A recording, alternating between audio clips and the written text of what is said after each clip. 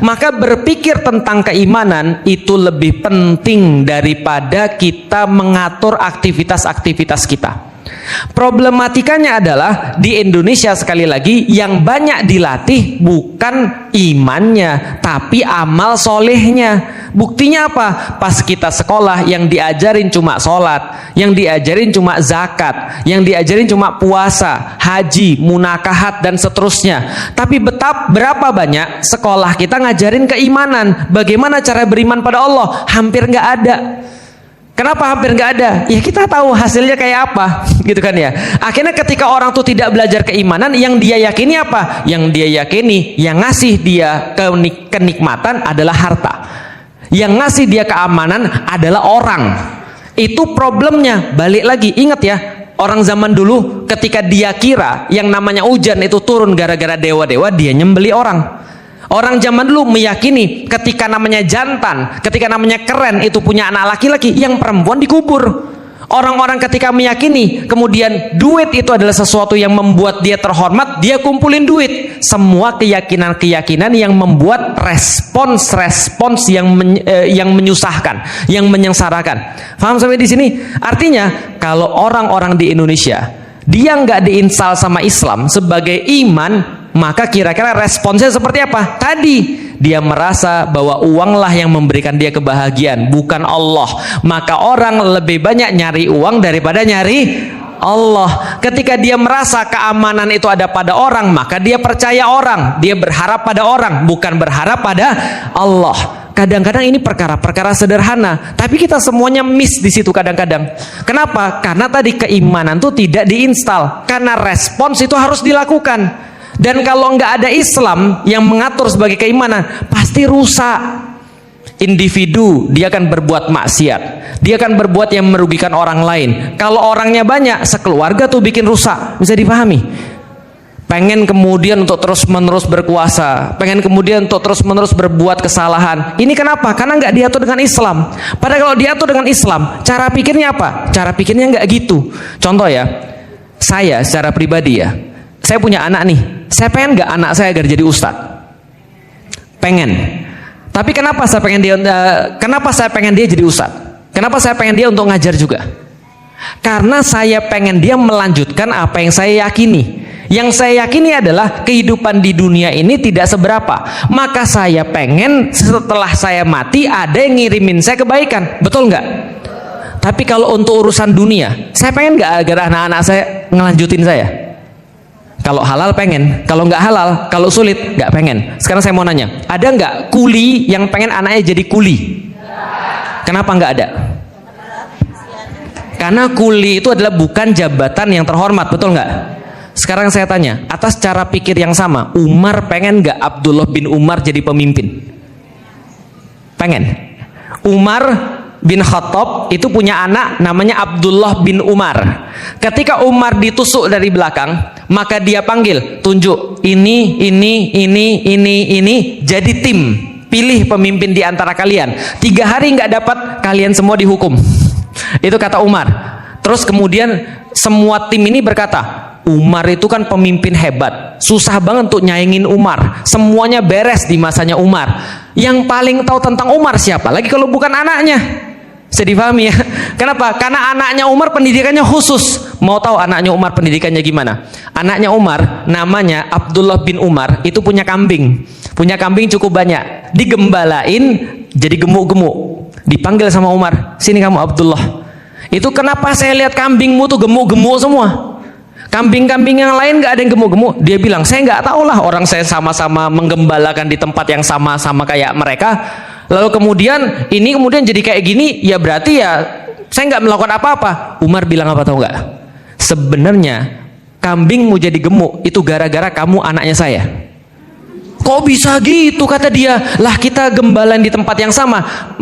Umar bilang gini, kamu nggak tahu ya, ketika kamu gembalain kambing-kambingmu itu, yang lain nggak jadi di situ, karena dia takut sama kamu. Langsung kata Umar, itu diambil, kambing-kambingmu dijual, modalnya buat kamu, keuntungannya diambil buat Baitul Mal.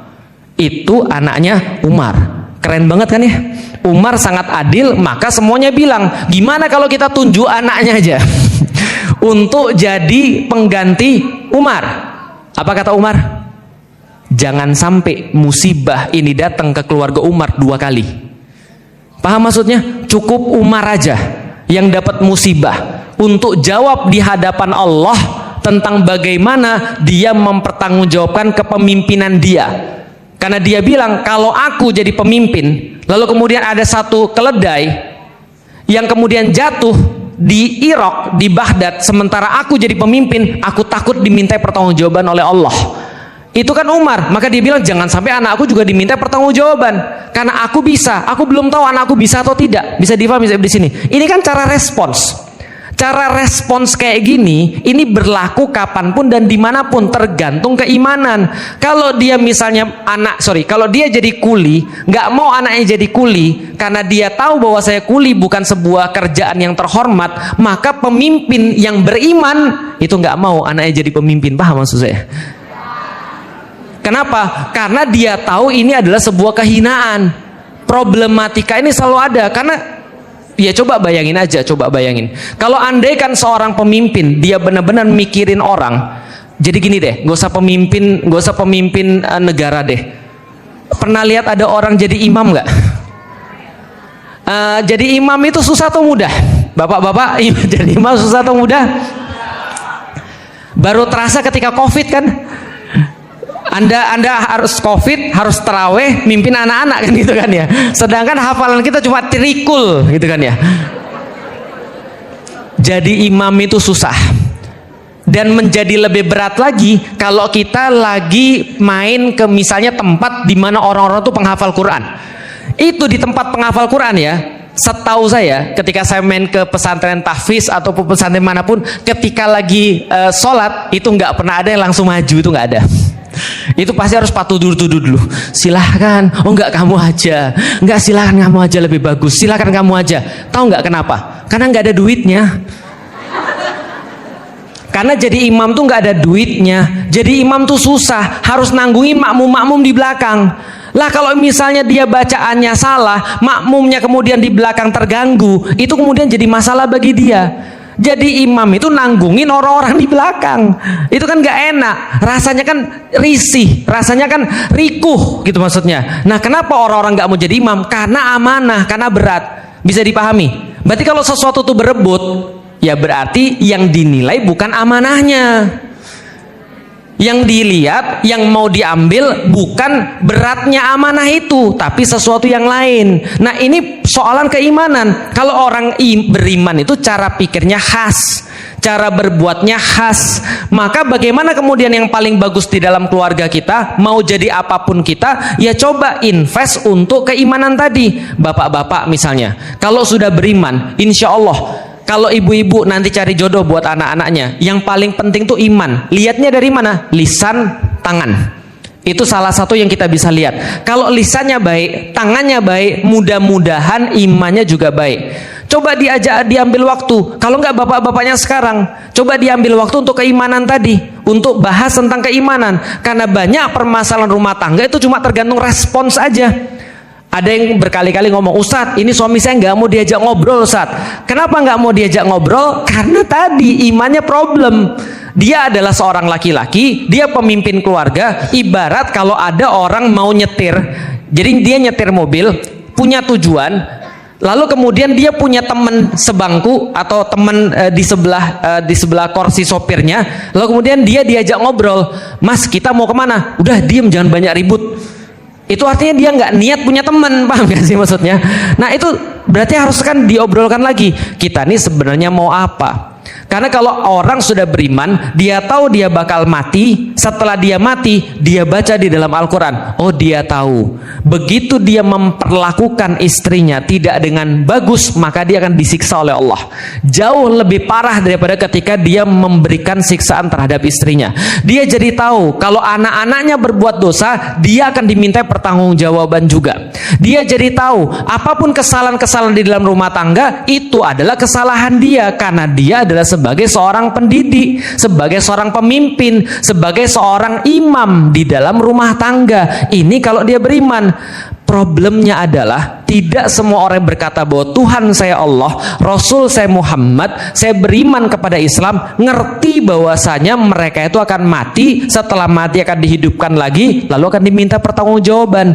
Ini namanya pemikiran tentang keimanan yang dulu diinstal oleh Rasulullah. Maka Rasul kan bilang kan ya, coba lihat lewat pekuburan orang-orang.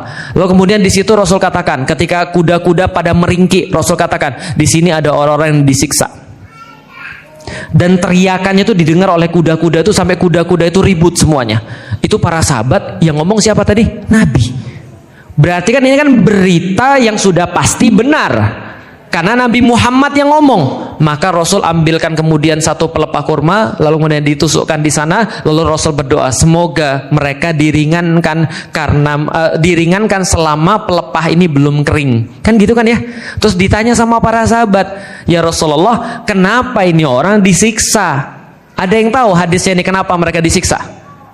Karena mereka tidak sempurna dalam beristinja. Tahu maksudnya? Karena mereka tidak sempurna dalam beristinja. Saya ditanya sama orang yang baru mau masuk Islam, Ustadz, kok segitu ngerinya Allah? Kok segitu kejamnya Allah? Orang cuma nggak beristinja, itu disiksanya kayak gitu. Nih, saya kasih tahu ya. Iman itu satu paket. Masih ingat kemarin? Iman itu satu paket. Kalau Anda habis kencing, Anda beristinja. Kenapa Anda beristinja? Supaya, mohon maaf, kemaluan kita bersih? Enggak juga. Kemaluan bersih bisa dengan segala cara, dengan banyak cara bisa. Tapi kita beristinja kenapa? Karena Allah yang nyuruh, benar gak? Karena Allah yang nyuruh kita beristinja dengan cara yang Rasulullah dan Allah tentukan kepada kita. Itu kan kenapa kita beristinja. Berarti coba cara pikirnya adalah kita mau taat dalam perkara-perkara kecil. Istinja perkara kecil kan ya. Makanya tadi ada orang yang baru mau mu'alaf, dia bilang, kenapa orang disiksa oleh Allah cuma dalam perkara-perkara kecil? Nih, saya kasih tahu sekarang ya. Karena Allah lagi melatih kepada kita. Perkara-perkara kecil yang Anda lakukan karena Allah akan membawa Anda lebih mudah dalam menjalankan perkara-perkara besar. Tapi kalau perkara-perkara kecil Anda remehkan, maka Anda pasti meremehkan perkara-perkara besar. Maka seorang laki-laki ditanya, kok kamu kemarin ketemu cewek berdua aja? Kamu gak percaya aja sama aku, itu kan cuma perempuan, namanya itu juga kerjaan. Ya itu perkara kecil, betul. Tapi kalau dia remehkan perkara-perkara kecil, besok emang gak ada yang besar? Emang setan langsung ngambil dari perkara-perkara besar? Enggak lah, hari ini minimal jadi menteri dulu, kan gitu. Oh itu perkara besar. Ya ketua partai itu kan perkara-perkara kecil. Namanya maksiat itu harus dibiasa-biasain dulu. Makanya perkara-perkara kecil membawa pada perkara-perkara besar. Tapi lihat ya, begitu para sahabat diceritakan bahwasanya ini orang disiksa gara-gara istinja, apa yang sahabat pikirin? Berarti gue harus perbaiki lagi. Maka pertanyaan para sahabat, ya Rasulullah, cara istinja begini benar gak? Kan gitu. Karena dia takut disiksa. Bisa dipahami kira-kira maksud saya? Itu baru istinja, perkara kecil. Kalau gebukin istri gimana? Bisa dipahami kira-kira maksud saya? Gimana kalau sana korupsi? Kebayang nggak? Jadi contoh ya, andai kan ada orang korupsi, ketahuan, masuk penjara, itu seringan-ringannya hukuman. Itu seringan-ringannya hukuman. Kenapa? Karena masalahnya adalah seberapapun parah Anda dihukum di dunia, Anda paling pol mati. Tapi kalau dihukum di akhirat, itu kan nggak bisa mati. Masalahnya adalah salah satu konsep keadilan Allah tidak semua dibalas di dunia.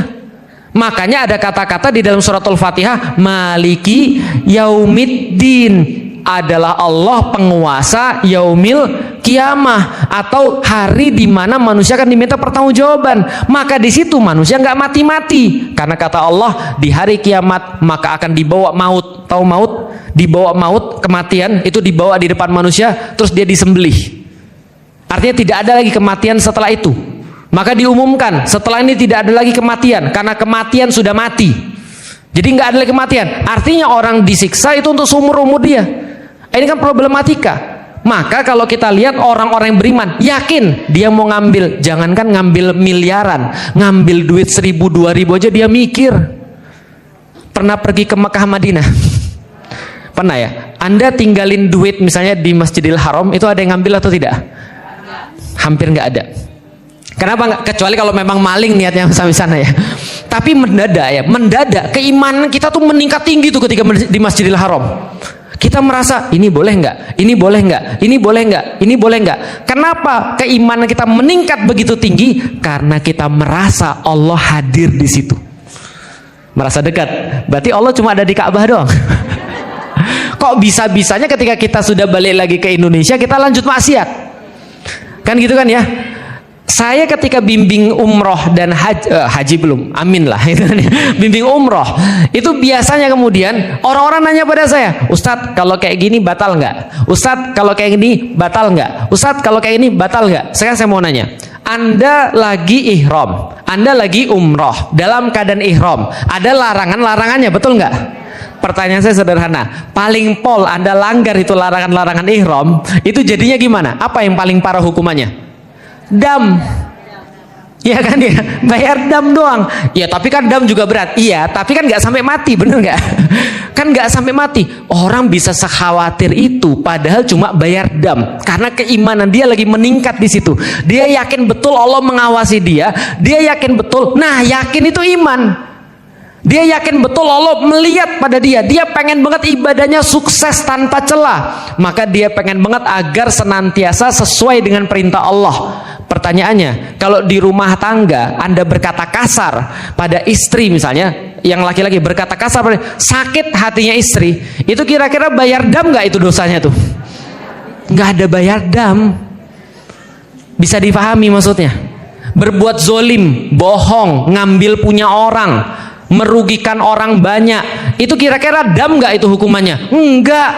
Kalau cuma bayar dam mah gampang. Korupsi bayar dam enak banget kan? Ya korupsi 1 miliar bayar dam paling masih ada berapa gitu kan ya. Bisa dipahami gak kira-kira saya? Tapi kan ini problematikanya kan lebih parah. Tapi kok bisa kita ngelihatnya lebih ringan? Karena tadi permasalahan keimanan, Allah seolah-olah nggak dekat kepada kita. Maka semakin orang itu beriman, semakin dia sulit untuk menyakiti orang lain, baik secara verbal ataupun secara fisik, secara tangan.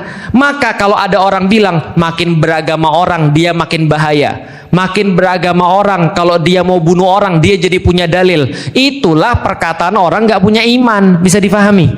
Karena orang-orang Israel juga bunuhin orang nggak beragama juga. Bisa dipahami ya? Artinya harusnya orang-orang itu ketika dia beriman semakin dia menjadi aman, karena iman itu berarti adalah aman pada orang lain. Sampai di sini bisa difahami Bapak Ibu sekalian tentang respons.